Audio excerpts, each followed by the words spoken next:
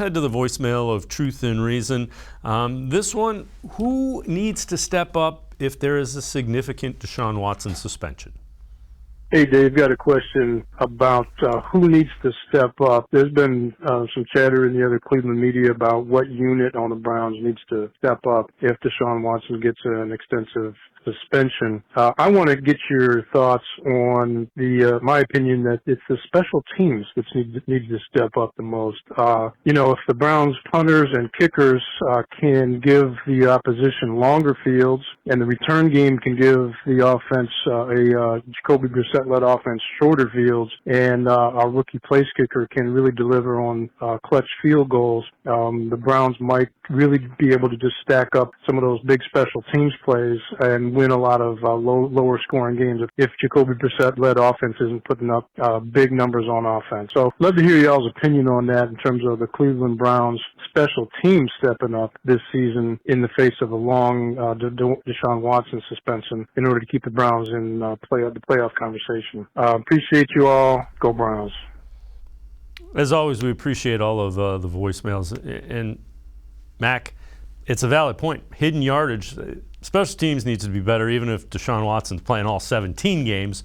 But to the caller's point, yeah, you want to give longer fields for your defense to defend, shorter fields for your offense to travel and make the field goals.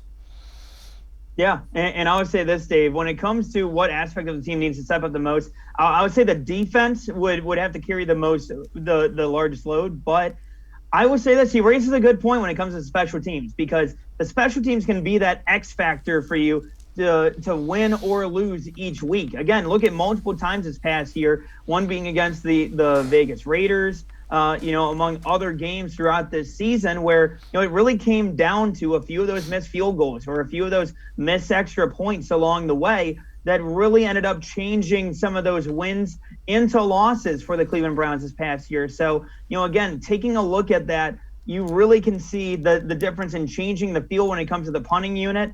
And hell, look at week 1 against Kansas City last year. If Jamie Gillen doesn't, fumble away that punt or muff that punt, then maybe we're talking about a different story in week 1 to start off the season. So, again, looking at all of these, the special teams might not necessarily be the one that has to step up the most. I would say that's the defense, but the special teams will be the X factor, I think, towards the Browns being a good team to the Browns being even better going into 2022, going into this season.